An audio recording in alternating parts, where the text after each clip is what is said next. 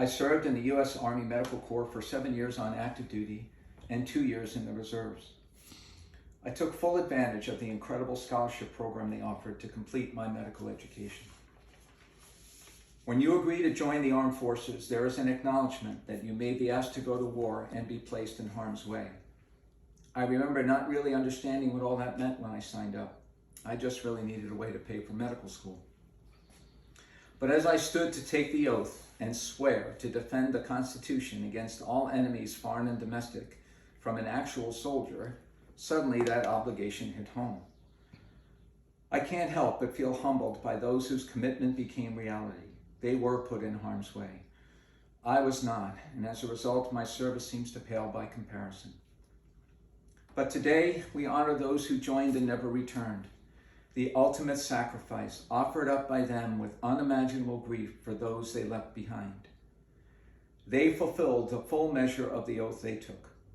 We honor their courage and willingness to perform it, all so we could enjoy days like this, living in our beautiful town, surrounded by friends and family.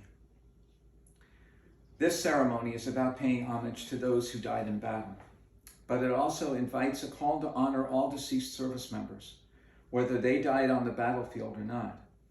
I realize that's not the intended purpose of Memorial Day. However, I feel it's appropriate to do so, and I believe the fallen would not disagree.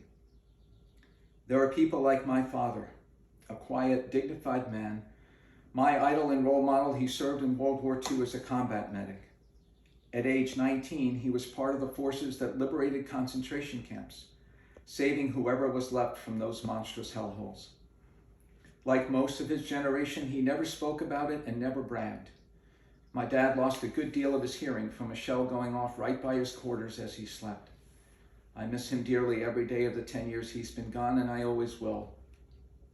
His experience of being witness to that horror changed the trajectory of his and indirectly my life. There are people like my uncle, World War II POW and survivor of the Bataan Death March.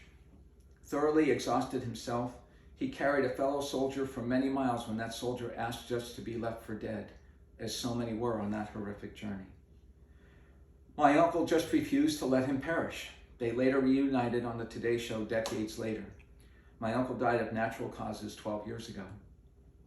There's my good friend and 3-time Purple Heart recipient Frank Mabry Jr. Frank committed suicide after the disability created by his many injuries was too much to bear. He no longer could stand burdening his wife, who had to become his de facto full-time nurse, any longer. Once he lost his dignity, he lost his will to live. There are countless stories like these everywhere in America. There are many other soldiers that leave us every day, some with injuries that eventually led to their demise, some tortured by what they saw or had to do, so overwhelmed they became addicted and hopeless, eventually ending their lives to escape that unbearable pain. Some just meet their natural end. Today we should remember them all and honor their sacrifice. We remember what they did and the commitment they made to serve, all valiant, all heroic, always all in for America. They deserve our unending gratitude. While I was living among soldiers, I learned a lot about service members by taking care of their families. The lessons, I believe, are applicable to the current state of affairs in the United States. Military has a diverse membership. They can't afford the luxury of hating any one of their own because of who they are. At any given point, they may need to work flawlessly together, or lives will be lost. If the Defense Forces allowed the kind of division we are seeing in America today, that trust required to allow the military to function as a cohesive unit would erode into complete disarray. It's not accepted, and it's not acceptable. Those that serve are individuals from all backgrounds, races, gender, and color. They are white, black, Indian, Asian, Native American, and Hispanic. They are independents, libertarians, Democrats, and Republicans. They are Arabs, Jews, Hindus, Christians, and Muslims. They are gay, straight, trans, and non-binary.